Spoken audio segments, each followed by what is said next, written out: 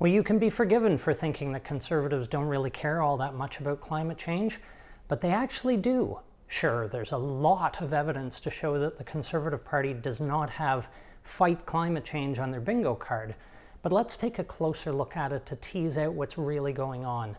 I hope by the end of this video you'll agree that it's not that conservative politicians don't care at all about climate change, or that people who are inclined to vote for conservative candidates don't care. It's that fighting climate change takes a backseat to all other issues on their radar right now. The forest fires? Not big enough yet. The dire warnings from scientists? Not dire enough yet. Conservatives feel it's just not cost effective to do anything meaningful about climate change right now.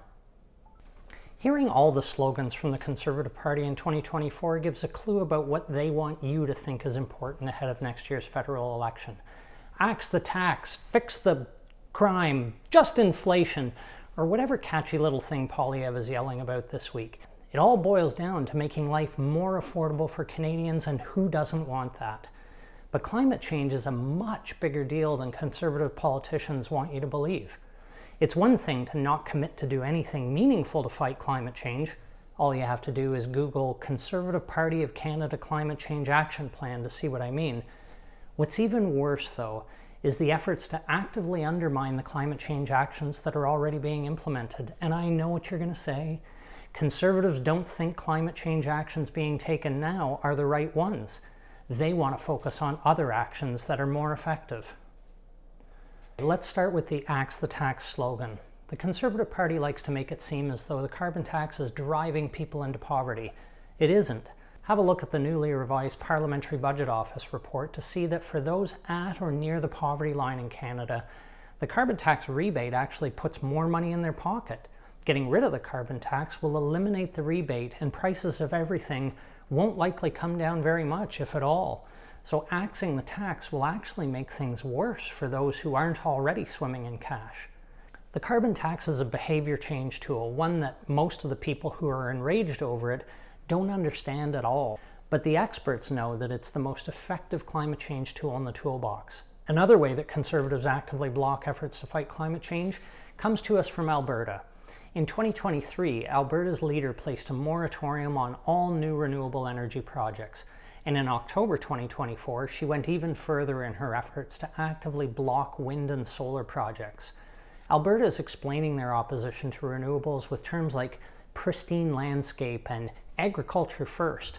Of course, all but the willfully blind see this as a near hatred of any project that might cut into oil and methane gas demand. And staying here in Alberta for a moment, there's fierce opposition by the provincial Conservatives to oil and methane gas caps. In fact, in October 2024, the Conservative government launched a $7 million ad campaign in other provinces to tell Canadians how evil it is to want to slow down our use of these extremely polluting substances, which are the source of the climate change problem. Want another one? This time, let's ride our bikes over to Ontario, where that province's Conservative leader continues to meddle in municipal responsibilities. In October 2024, he announced he'd be introducing new legislation to limit bike lanes. Ontario Conservatives are going to make it mandatory for local governments to check with the province before approving any more bike lanes. Anything that has a negative impact on vehicle traffic apparently is evil and must be opposed. Saying no to bike lanes just means there'll be more cars on the road. We need fewer cars, not more. But Ontario Conservatives aren't going to let anything get in the way. Public opinion? Who cares? Research from around the world showing that bike lanes actually reduce congestion and help local business? What do those so-called experts know? Well, what would Conservatives rather do to fight climate change? Well, the good news is that at the Conservative Party's policy convention in September 2023, they adopted resolutions affirming their support for some positive environmental policies. There's some crazy in there about other topics, though. And back a couple of years ago, the party's much more reasonable leader, Erin O'Toole, spearheaded a different party position paper on climate change. So Conservatives do actually care about climate change. I know you didn't think that was possible, right?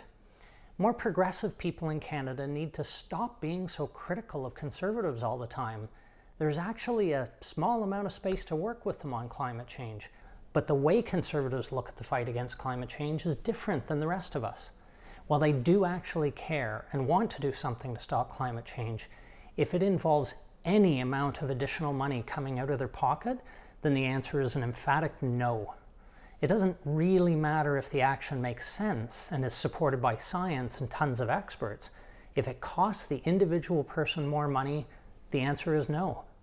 This, I think, is consistent with the Conservative approach, which, for better or worse, is focused on the individual, not on Canadian society as a whole. Now, Conservative Party plans are notoriously short on detail, but here's what they have been willing to say publicly.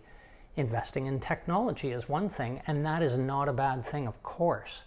New tech like carbon capture, and yes, right now it's hellaciously expensive and a long way from being usable, but without investment, it won't get to the point where it's a viable tool.